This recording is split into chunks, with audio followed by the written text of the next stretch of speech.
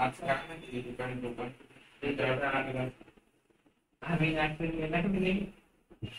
नाव question दिलेला आहे. Using Poisson distribution find the probability that an ace of spade will be drawn from a pack of 12 shuffle cards at least once in 104 consecutive trials. आता क्वेश्चनचा meaning काय झाला? या क्वेश्चनचा meaning असा आहे, 12 shuffle कार्डचा एक पॅक दिला आहे ज्याला आपण पत्त्यांचा कॅट म्हणतो. कॅटला काय म्हणतात? पॅक म्हणतात. आणि 12 शफल म्हणजे चांगले पिसलेले. शफल वर्ड तुम्ही अजून एका ठिकाणी ऐका, म्युझिक सिस्टीम मध्ये, म्युझिक प्लेअर मध्ये तुमचे सॉन्ग कसे प्ले होतात? प्ले लिस्ट नुसार फर्स्ट सेकंड, बरोबर आहे. बट जर तुम्ही शफल केले तर कोणतेही सॉन्ग कोणत्याही सिक्वेन्स मध्ये प्ले होऊ शकतं. कोणतेही सॉन्ग कोणत्याही सिक्वेन्स मध्ये प्ले होऊ शकतं, त्यालाही शफल म्हणतात. सो नाउ या ठिकाणी टोटल 52 कार्ड्स आहेत. त्या कार्ड्स मधनं काय केलंय, 1 कार्ड ड्रॉ करतायत, ते काहीतरी येणारच आहे. सिमिलरली सेकंड टाइम परत कार्ड ड्रॉ केलं, ते चेक केलं, थर्ड टाइम असं कितीदा केलंय? 104 टाइम्स ते ट्रायल्स परफॉर्म केलेले. कॉन्सिक्युटिव्ह म्हणजे लगातार. फर्स्ट झालं की सेकंड नंतर थर्ड. मग आता विचारलंय की जे कार्ड ड्रॉ करताय 104 कार्ड्स, 104 टाइम्स आपण कार्ड ड्रॉ केलं ना, मग त्यात ऍटलीस्ट 1 टाइम तरी स्पीकचा एक्का येईल, याची प्रोबॅबिलिटी विचारली आहे. ओके, स्पीकचे एक्का किती असतात पूर्ण याच्यात? एक्का म्हणजे भाषा नाही, भाषा तर वेगळं आहे. हा 4 एक्के असतात, पण त्यात स्पीकचा एकच राहतो, प्रत्येकाचा एक राहतो. ठीक आहे. सो आता आपल्याला इथं फार जास्त गरज नाहीये, so me in detail explain करणार नाही. सो फर्स्ट ऑफ ऑल या ठिकाणी पॉइजन डिस्ट्रीब्युशन यूज करायला सांगितलेलं आहे. सो सुरुवातीला आपण गिव्हन लिहून घेऊ. n is equal to total number of consecutive trials. आता हा पॉइंट इथं बऱ्याच जणांच्या माइंड मध्ये असं पण येऊ शकतं, sir total number of cards 52 यायला पाहिजे. नाही, एक्सपेरिमेंट असतात. टोटल एक्सपेरिमेंट किती आहे? 104.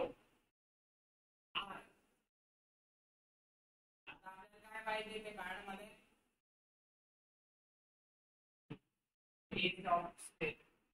Number of times and spade draw. कितीला ड्रॉ झाला? ऍटलीस्ट 1 म्हटलंय, म्हणजे greater than or equal to 1. या ठिकाणी आजची व्हॅल्यू आपल्याला माहित आहे काय असते? 0 to n म्हणजे 104. ऍटलीस्ट 1 म्हणजे 1 किंवा 1 पेक्षा ग्रेटर. करेक्ट. म्हणजे 104 मध्ये 1 टाइम स्पीकचा एक्का येऊ शकतो, किंवा 104 टाइम्स मध्ये 2 टाइम्स स्पीकचा एक्का येऊ शकतो, किंवा 3 टाइम 4 टाइम असंही होऊ शकतं की 104 मध्ये 104 टाइम्स स्पीकचा एक्का आला असतो. सो आता प्रोबॅबिलिटी काढायची. Is equal to probability of ace of spade will be drawn. Drawn or will be drawn. आता कसं डिसाइड करतो? आता लक्षात घ्या, टोटल कार्ड्स किती आहेत? नाही, एका एक्सपेरिमेंट मध्ये टोटल कार्ड्स किती असतात? 52.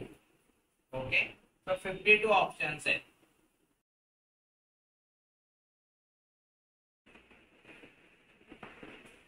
नाव 1/52. त्यानंतर आपल्याला मीनचे व्हॅल्यू काढायचे का? कारण या ठिकाणी पॉइजन डिस्ट्रीब्युशन म्हटलंय. So n is equal to that is the mean. मीनचा formula n into p. n ची व्हॅल्यू 104 आणि p ची व्हॅल्यू 1/52. या ठिकाणी जर कॅल्क्युलेशन केलं तुम्ही तर आन्सर तुम्हाला 2 मिळेल. कसं करणार कॅल्क्युलेशन? 104 into 1/52. अजून एक तुम्हाला ऑप्शन आहे, 1 अपॉन जर राहिलं ना, न्यूमरेटरला 1 असला ना, तर तुम्ही याला 52 चा इनवर्स असं पण सॉल्व्ह करू शकता. Remember that point. 104 इंटू 52 आणि इथं इनवर्सचं बटन आहे, तुम्ही जे फॅक्टोरियल साठी प्रेस करतात ते इक्वल टू करा, तरी पण आन्सर येऊन जाईल. पण केव्हा यूज होईल ते 1/1च पाहिजे न्यूमरेटरला, त्यावेळेस यूज होईल, अदरवाइज यूज होत नाही. रिमेंबर दिस पॉइंट. तर थोडं कॅल्क्युलेशन कमी होऊन जातं, बेनिफिट आहे. आता नेक्स्ट सर्व व्हॅल्यू आपल्याला मिळाल्या. सो बाय Poisson distribution,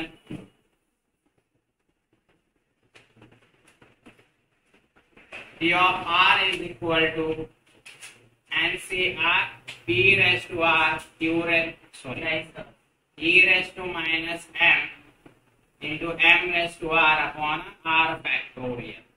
या ठिकाणी ज्या व्हॅल्यू फिक्स आहेत, माहित आहेत, त्या पुट करा, बाकीच्या राहू द्या. So P of R is equal to E raised to minus 2 into 2 raised to R upon R factorial. काय म्हटलं? For at least once. किंवा you may say for R greater than or equal to 1. Probability of R greater than or equal to 1 म्हणजे काय? Probability of 1 plus probability of 2 or probability of 3 and similarly up to probability of 104. याचा meaning काय झाला? 104 trial मध्ये one time S of स्पेड म्हणजे spec side काय येऊ शकतो, किंवा 2 टाइम किंवा 3 टाइम और 4 टाइम किंवा 104 टाइम. सो आता आपल्याला काय करायचं, आर ची व्हॅल्यू 1 पुट करणार, 2 3 4 असं आपण पुट करणार आहे. करेक्ट आहे ना? नाही सर. सो काय करणार आपण या केस मध्ये? 1 मायनस पी ऑफ काय घेणार, 0 घ्यावा लागेल. एक क्लिअर लक्षात घ्या, जे इथं येऊन गेलंय ना तिथं, ते सोडून बाकीचं 1 मधनं मायनस करा. सो आता आर ची व्हॅल्यू आपल्याला 0 पुट करायची. So e raise to minus 2 raise to 0 upon 0 factorial. So हे कॅल्क्युलेशन आय होप सो सर्वांना माहित आहे, तरी पण सांगून देतो. Alpha ln cap in bracket minus 2 into 2 cap 0 upon 0 shift at x inverse. तो या ठिकाणी in is equal to, तो आंसर जे येत आहे 1 minus 0.27 06 और 07 नहीं सर 0.1353. या ठिकाणी आता कॅल्क्युलेशन आपल्याला करायचं. Alpha ln gap in bracket minus 2 0.1353. Correct. I am sorry, that's my mistake. 1 minus 0.1353. So you will get 0.8647. That is probability of R greater than or equal to 1. That is probability of at least 1 and S of spade will be drawn. Or you may say drawn shortcut मध्ये लिहिलं तरी चालेल. This is 0.8647. That will be our final answer. Now next question. हा फिटिंगचा problem आहे. फिटिंगचा problem, fit अ poison distribution. जसं आपण binomial मध्ये फिटिंगचा बघितला होता, फिट अ बायनॉमियल, तसाच हा क्वेश्चन आहे फिट अ पॉइझन डिस्ट्रीब्युशन. नाव व्यवस्थित लक्ष द्या. क्वेश्चन दिलाय, अ skilled typist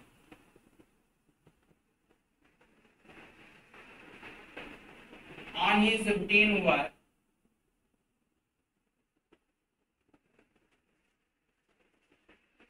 come with a record of mistake a record of mistake per day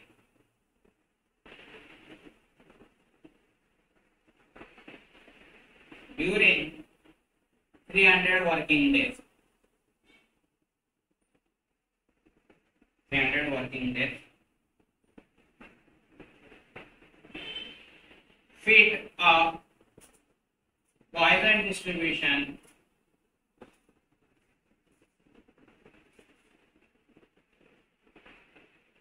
to the set of observation.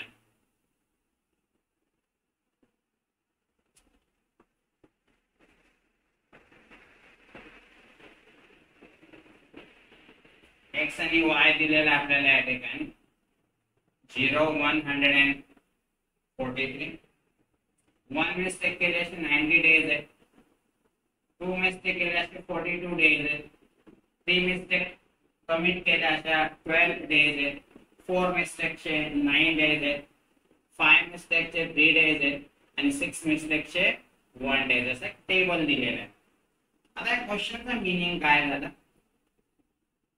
आता या ठिकाणी काय म्हटलं, टायपिस्ट आहे. ऑब्विसली टायपिस्ट काय करेल, टायपिंगचं काम करेल आणि टायपिंग करताना मिस्टेक होण्याचे चान्सेस राहू शकतात. मग त्याने काय केलं, 300 डेज साठी काम केलं. मग या 300 डेज मध्ये काय झालं की बिलकुल मिस्टेक झाली नाही. असे किती डेज आहेत, 143. त्याला आपण फ्रिक्वेन्सी म्हणू शकतो. 1 मिस्टेक झाली असे किती डेज, 90 डेज. किंवा 1 मिस्टेक कितीदा रिपीट झाली, 90 टाइम्स. 2 मिस्टेक त्या दिवशी केल्या असे किती डेज, 42 डेज. 6 मिस्टेकचे 1 डेज असं त्या ठिकाणी डेटा दिलेला आहे. आता याच्या ठिकाणी आता आपल्याला ह्या टेबलसाठी पॉइसन डिस्ट्रीब्युशन फिट करायचं आहे. आता फिट करायचं म्हणजे काय नेमकं, मग तर पॉइसन डिस्ट्रीब्युशनचा फॉर्म्युला आपल्याला यूज करायचा आहे. पॉइसन डिस्ट्रीब्युशनचा फॉर्म्युला जर यूज करायचा आहे तर काय माहित पाहिजे त्यासाठी, जसं आपण बायनॉमियल मध्ये एनआर, एन आणि पी माहित पाहिजे, तसंच या ठिकाणी काय माहित पाहिजे, मीन माहित पाहिजे. काय तर म्हणतील एनपी, एनपी नाही लागत आपल्याला. प्रॉब्लेम मध्ये काय लागतो आपल्याला, मीन पाहिजे असतो. तर ह्या टेबल वरनं मीन मिळाला ना तर आपलं काम होऊन जाईल. आर ची व्हॅल्यू 0 to 6 म्हणजे n इज इक्वल टू 6. पण आपल्याला मीन मिळाला तर आपल्याला पॉइसन डिस्ट्रीब्युशनचा फॉर्म्युला अप्लाय करता येईल. सो आपण ते बघू मीन कसा काढता येईल. आता या ठिकाणी आपल्याला मीन काढायचा आहे. सो या ठिकाणी ऍक्च्युली एक्स जो आहे तो आहे नंबर ऑफ मिस्टेक्स.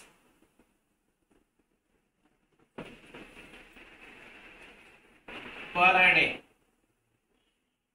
आणि या ठिकाणी जो y दिला ऍक्च्युली फ्रिक्वेन्सी आहे.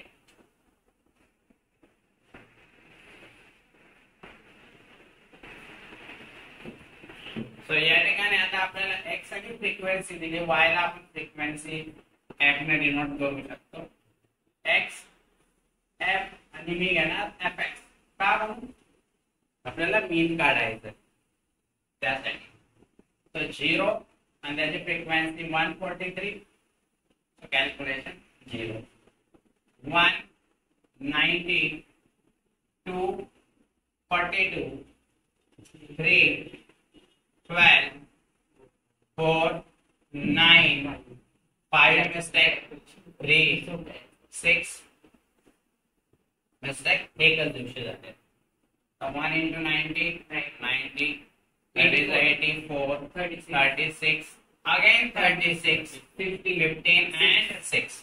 आता आपल्याला या ठिकाणी समेशन f आणि समेशन fx ची व्हॅल्यू आपल्याला रिक्वायर आहे. त्याच्यावर आपल्याला मीन काढलेला असा आपला टेबल व्यवस्थित ड्रॉ करा. टेबल हा टेबलच दिसला पाहिजे. मी जसा ड्रॉ केला तसा ड्रॉ करू नका, व्यवस्थित ड्रॉ करा. आता एक लक्षात घ्या, समेशन एफ हे 300 येईल कारण 300 वर्किंग डेज म्हटलेलं होतं त्या ठिकाणी.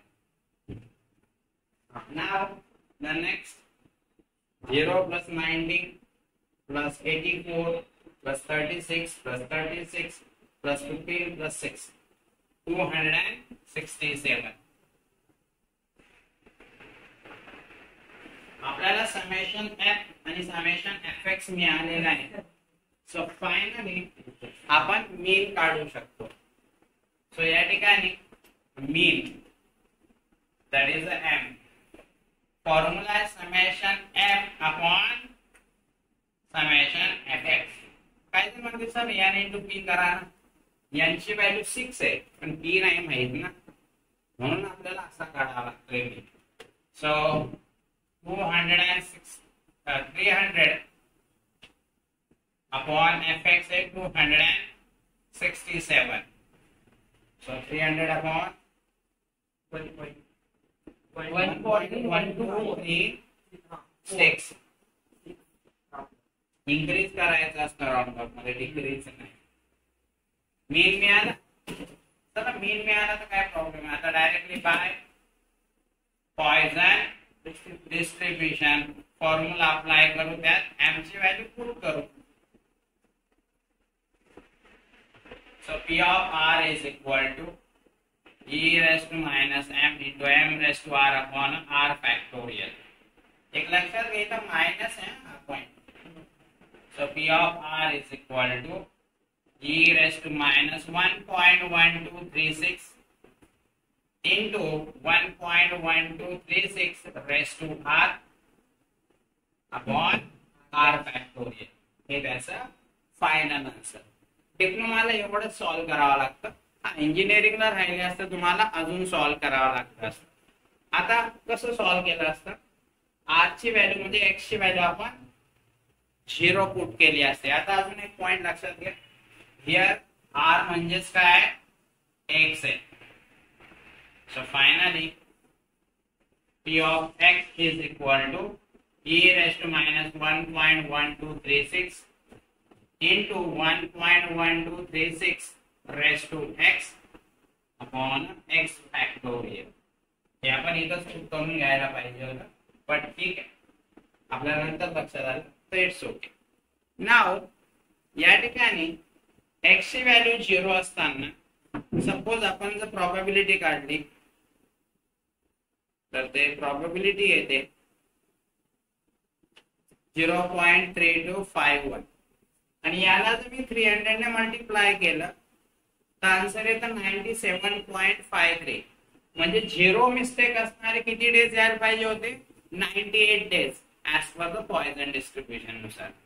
पण ऍक्च्युअल मध्ये किती आलेले आहेत 143 एवढे आलेले पाहिजे, आलेले आहेत. तर हा त्यासाठी यूज करतात की प्रॉबिलिटी नुसार किती डेज यायला पाहिजे होते आणि ऍक्च्युअल मध्ये किती येत आहेत. सो त्यासाठी हा प्रॉब्लेम म्हणजे फिटिंग अ पॉइजन डिस्ट्रीब्युशनचा कॉन्सेप्ट यूज होतो. त्याच टाइपचा एक क्वेश्चन आहे जो होमवर्क साठी आहे. तो क्वेश्चन दिलेला आहे, fit a Poisson distribution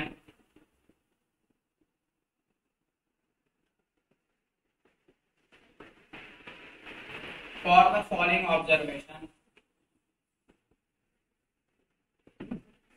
For the following observation.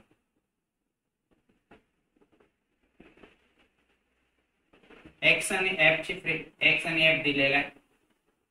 X ची व्हॅल्यू 20, फ्रिक्वेन्सी ची व्हॅल्यू 8, X ची व्हॅल्यू 30, फ्रिक्वेन्सी 12, X ची व्हॅल्यू 40, फ्रिक्वेन्सी 30, 50 ला 10 फ्रिक्वेन्सी दिली आहे. X ची व्हॅल्यू 60 असताना 6 दिलेली आहे आणि 70 असताना 4 दिलेली आहे. आणि यासाठी पॉइजन डिस्ट्रीब्युशन फिट करायचं आहे. ठीक आहे. सो राईट डाऊन दिस. सो या ठिकाणी आपण F समेशन F ची व्हॅल्यू आणि Fx ची व्हॅल्यू कॅल्क्युलेट केलेली. आता आपल्याला मीन काढायचा आहे. So mean that is the f which is equal to np. पण या ठिकाणी np चा फॉर्म्युला आपल्याला यूज करता येणार नाही कारण n माहित आहे पण p माहित नाही. सो या ठिकाणी आपल्याला यूज करावा लागेल summation fx upon summation f, म्हणजे 267 अपॉन 300. जर या ठिकाणी कॅल्क्युलेशन केलं तर आन्सर येते 0.89.